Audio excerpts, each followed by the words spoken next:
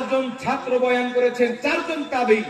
যদি কেউ বলে হাদিসটি জয়ীফ, এই উসুল এখানে বড় বড় আলিমের দিন রয়েছেন, সবাই জানেন যদি কোনো জয়ীফ হাদিস একাধিক সূত্রে একাধিক সনদে বর্ণিত হয়, ওই হাদিসটি উন্নতি করে হাসানের দরজা লাভ করে।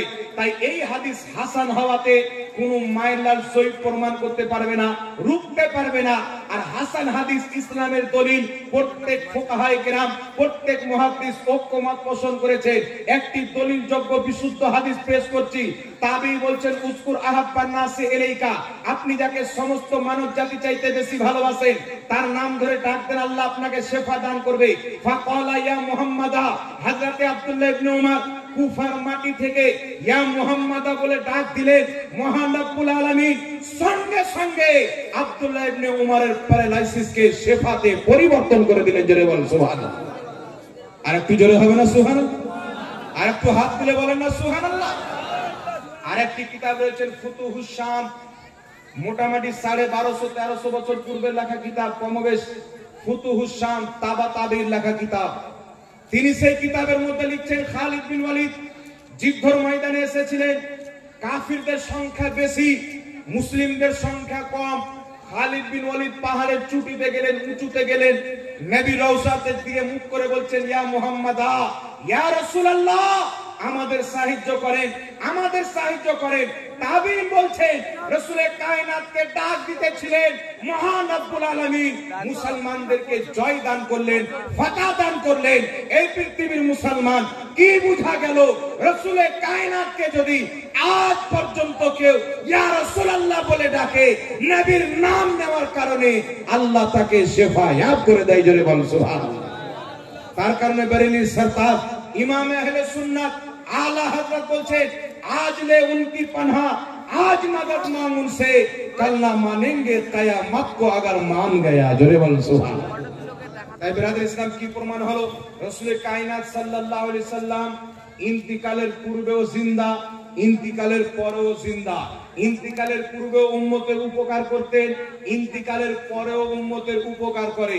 বাস একটি হাদিস আপনাকে শুনিয়ে দিই এই বিষয়। মাজমাউজ জাওয়াইদের মধ্যে ইমাম হাইসামি হাদিসটি উল্লেখ করেছেন। হাদিসটি উল্লেখ করে হাদিসটিকে সহিহ বলেছেন। নবী পাক সাল্লাল্লাহু আলাইহি ওয়াসাল্লাম বলছেন, আমার বেঁচে থাকা তোমাদের জন্য উপকার এবং আমার ইন্তিকাল করাও তোমাদের জন্য উপকার। কারণ কি? রাসূল কায়নাত বলছেন, আমার ইন্তিকালের পরে আমি নবী মুস্তাফা নিজের রওজাতে থাকব। যখন তোমাদের ভালো আমল দেখব, আমি আল্লাহর শুকরিয়া আদায় করব, আল্লাহ তুমি আমার উম্মতকে ভালো আমল করার তৌফিক দান করেছো। রাসূল কায়নাত বলেন, তোমাদের যখন খারাপ আমল দেখব, গুনাহের কাজ দেখব, আমি নবী আল্লাহর দরবারে তোমাদের হয়ে ক্ষমা চাইব। তো আমার নবী মুস্তাফা আছেন রওজা মুবারকে, আমরা কতটুকু নেকি করলাম, কতটুকু গুনাহ করলাম, আল্লাহ সব নবী পাককে জানিয়ে দেন। আল্লাহর নবী যদি আমাদের নেকি দেখেন, আল্লাহর শুকরিয়া আদায় করেন। যদি আমাদের গুনাহ দেখেন, আল্লাহর কাছে আমাদের গুনার ক্ষমা চান। তাহলে কি বুঝা গেল? আজ পর্যন্ত নবী মুস্তাফা নিজের রওজা মুবারক থেকে নিজের উম্মতির খেয়াল রাখে। একটু জোরে বলতে হবে সুবহানাল্লাহ। তাহলে আপনারা বলেন, বাবা রাসূল কায়নাত সাল্লাল্লাহু আলাইহি ওয়াসাল্লাম কে সাহাবা ইন্তিকালের পর দূর দারাজ থেকে মুসিবতে পড়ে ইয়া মুহাম্মাদা বলে, ইয়া রাসূলুল্লাহ বলে ডাক দিয়েছেন। আমার নবী বলছেন, নবীগণ কবরে জীবিত। তাহলে যেই ব্যক্তির নবীকে কবরে মরা মানে ওই ব্যক্তি নবীর দলের লোক না ইহুদির দলের লোক? এক জোরে বলে। আর যারা নবীকে জীবিত বিশ্বাস করে তারা কার দলের লোক? নবীর দলের লোক। আর নবী কি বলেছেন? মানা আলাইহি ওয়া আসহাবি, যে আমার সাহাবীর দলের লোক হবে, ওই হবে দল জান্নাতি। তো সাহাবীর আকীদা নবী রওজাতে জীবিত, নবী মুস্তাফার আকীদা প্রত্যেক নবী নিজের কবরে জিন্দা, যেখানে চাই যেতে পারে। জোরে বল সুবহানাল্লাহ। এখানে একটি কথা আপনাদেরকে বলে দিই বাবা, একটি গুরুত্বপূর্ণ মাসআলা যেটা আপনাদের জন্য উপকার হবে। আমরা যখন নবী পাক সাল্লাল্লাহু আলাইহি সাল্লামকে সালাম দিই, তো ইয়া নবী সালামু আলাইকা পাঠ করি, কি করি না বাবা? ইয়া রাসূল সালামু আলাইকা পাঠ করি। বাংলাদেশে কিছু ডেট ফেল মৌলবি বেরিয়েছে, মাতাল মৌলবি। এদেরকে স্টেজ থেকে কাঁচা কঞ্চি দিয়ে পিটিয়ে নামিয়ে ঝাড়খণ্ডের রাঁচির পাগলা থানাতে ভর্তি করা দরকার। কথা বুঝতে পারছেন না? একজন মৌলবী বলছে কাজ্জাব বিন ইহুদির বেটা, আরেকজন মৌলবীকে শুনলাম বলছে আল্লাহ পাক কুরআন পাকে বলছে ইয়া আইয়ুহান নবী। অনেক লোক ভিডিও শেয়ারও করছে, মনে করছে আমরা সঠিক দিন পেয়ে গেছি, কিন্তু বেটা জানে না যে কুরআন পাকের নামে তাকে ধ্বংস করা হচ্ছে, জাহান্নামের দলে তাকে নিয়ে যাওয়া হচ্ছে। এটা লক্ষ্য করে শুনবেন বাবা। আল্লাহ পাক পবিত্র কুরআন পাকে কি বলেছেন? ইয়া আইয়ুহান নবী, ইয়া আইয়ুহাল মুজাম্মিল, ইয়া আইয়ুহার রাসূল, আছে না নাই? জোরে বলেন। তো আল্লাহ পাক পবিত্র কোরআনে যখনই আমাদের নবীকে ডাক দিয়েছেন ইয়া আইয়ুহান নবী, হে সম্মানিত নবী, আর আমরা বলি ইয়া নবী। কোরআন পাক আল্লাহ কোথাও ইয়া নবী বলেনি। তো ইয়া নবী বলে তোমরা আশিকে রাসূল নবীর সম্মান করো না, নবীকে অপমান করো। বলেন নাউজুবিল্লাহ। যুক্তি দেখেন বাবা, মানুষ মনে করে আসলে তো কোরআন পাকে ইয়া আইয়ুহান নবী আছে। আর ইয়া আইয়ুহান নবীর অর্থ কি করলো যে হে সম্মানিত নবী। দেখবেন এদিকে কলকাতার দিকে একটা মাতাল মৌলবী বেরিয়েছে, বাপের জন্মে মাদ্রাসা যায়নি, ওর বাপও রাজমিস্ত্রি, ও রাজমিস্ত্রি, ওর স্ত্রী ও রাজমিস্ত্রি। আর রাজমিস্ত্রি করতে করতে দুটো বাংলা কিতাব পড়ে নিয়েছে আর ফাতোয়া মেরে বেড়ায়। বুঝতে পারছেন কি পারেন না বাবা? ফাতোয়া মেরে বেড়ায়। এ বলছে কি আল্লাহ কোরআন পাকে বলেছেন ইয়া আইয়ুহান নবী, হে সম্মানিত নবী, আর সুন্নি নামের সিন্নিখোর বলছে ইয়া নবী। নবীকে অপমান করা হচ্ছে, কুরআন পাকের বিরুদ্ধে বলা হচ্ছে। আল্লাহ কত সুন্দর ভাবে নবীকে ডেকেছেন ইয়া আইয়ুহান নবী, হে সম্মানিত নবী। জোরে বলেন নাউজুবিল্লাহ।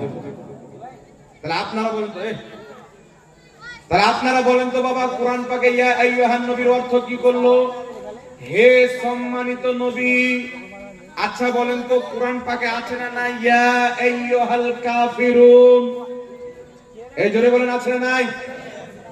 বলেছেন কুল ইয়া আইয়ুহাল কাফিরুন। তো আল্লাহ নবীকে বলছেন ইয়া আইয়ুহান নবী, মানে সম্মান দিচ্ছেন, হে সম্মানিত নবী। তো ইয়া আইয়ুহান নবীর অর্থ লামাযহাবি, ওয়াহাবি, খারিজি, জাহান্নামী ফিরকা, আহলে হাদিস বলছে হে সম্মানিত নবী।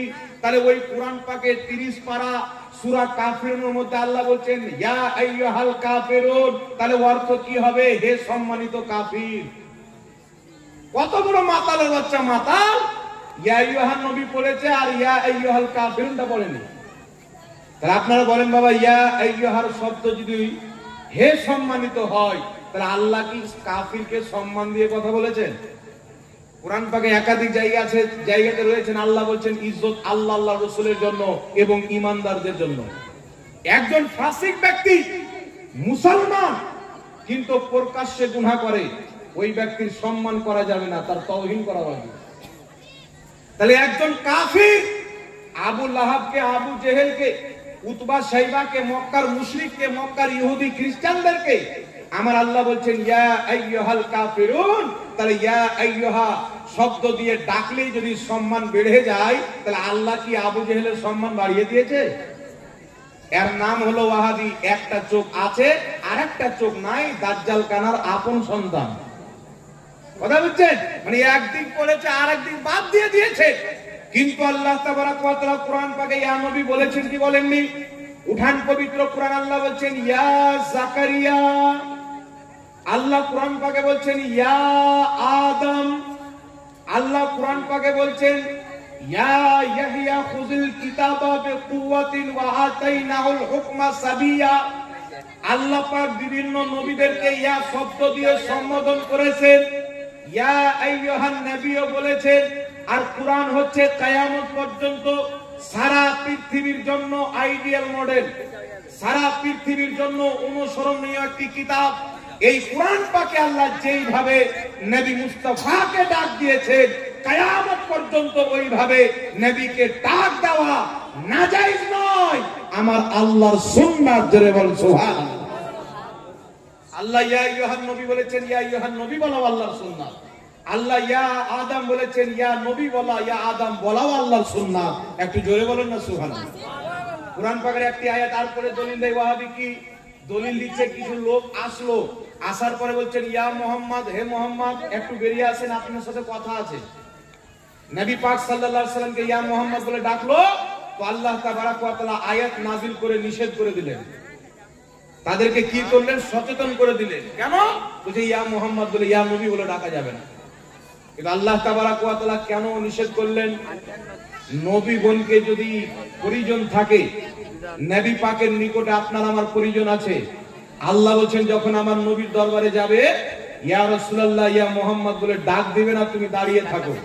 যতক্ষণ পর্যন্ত আমার নবী হুজরা থেকে না বের হবে ততক্ষণ পর্যন্ত নবীকে ডাক দেওয়া যাবে না। জোরে বল সুবহানাল্লাহ।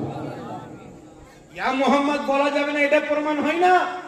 নবীকে বাইরে থেকে ডাকা যাবে না, কারণ এটা সলিমউদ্দিন কলিমউদ্দিনের দরবার নয়।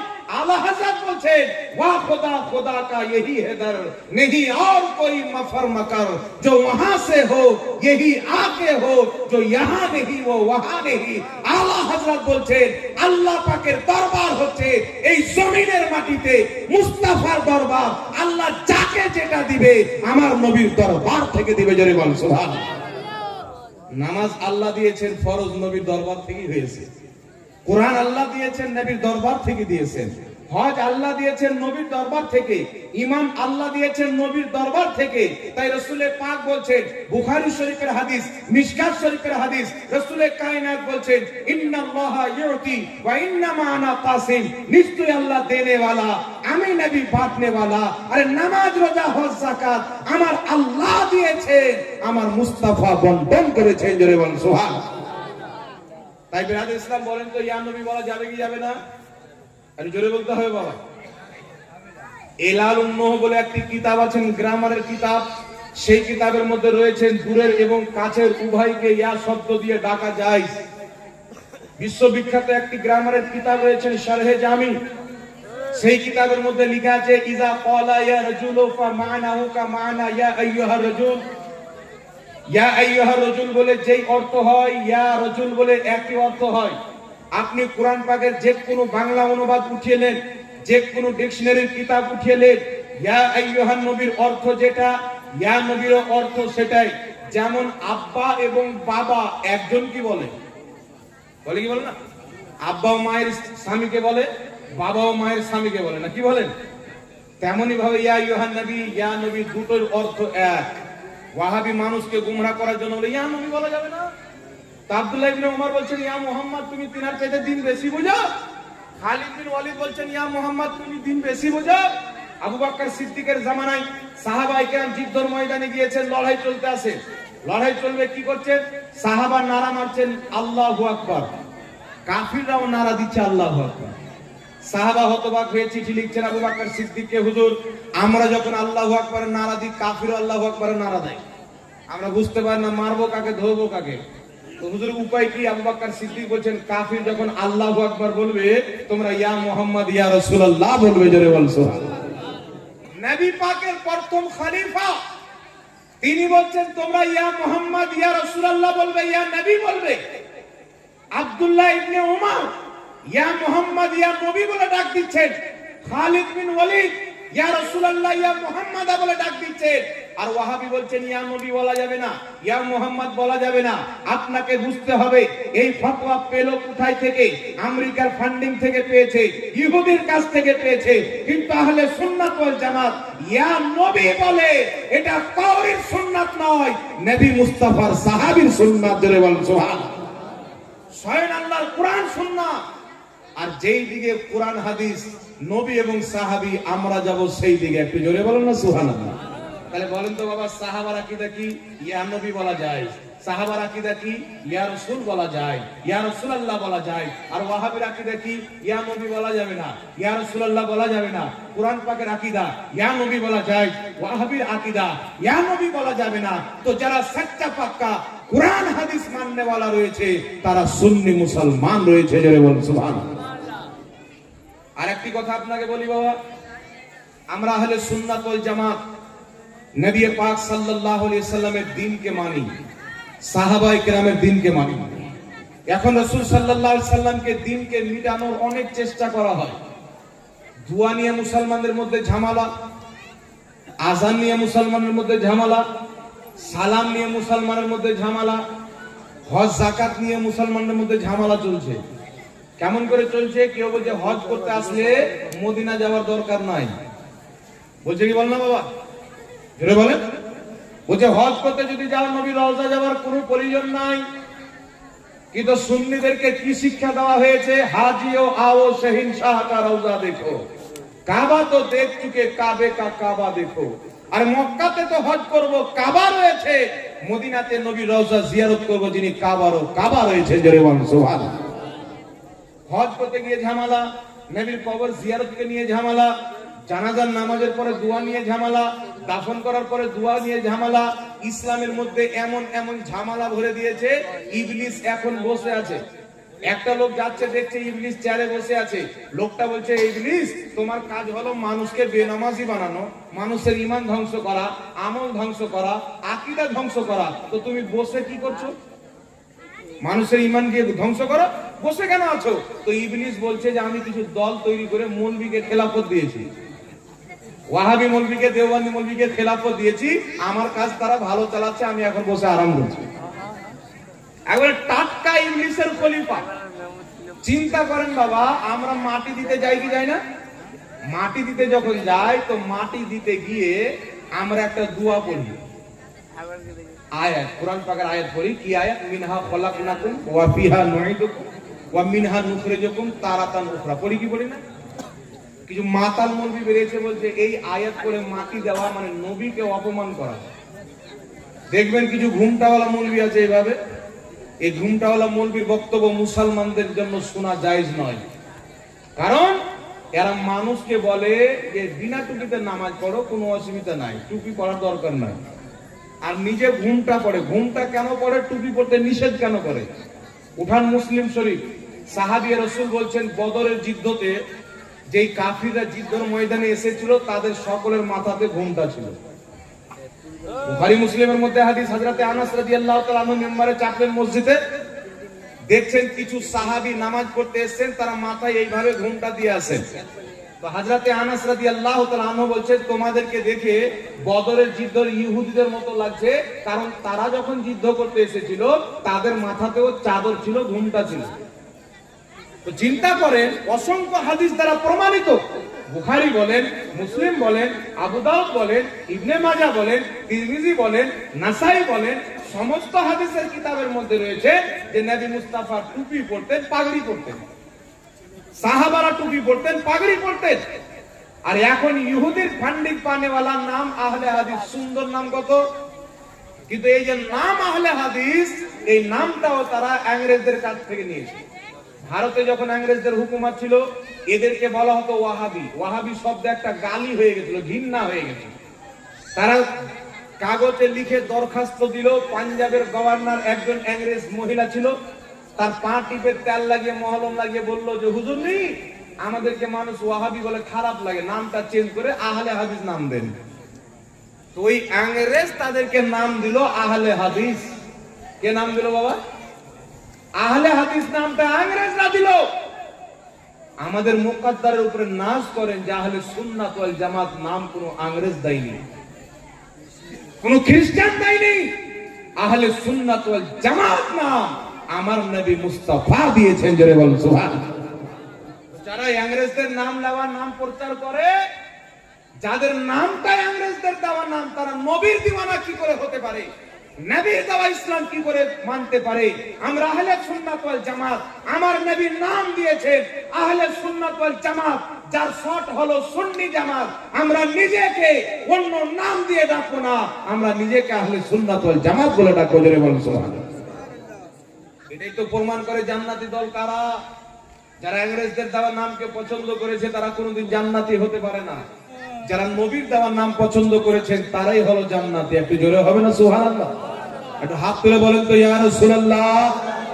আপনাদেরকে ঘুম আছে, একটু হাত তুলে ঘুমটাও বাবা পালিয়ে যাবে।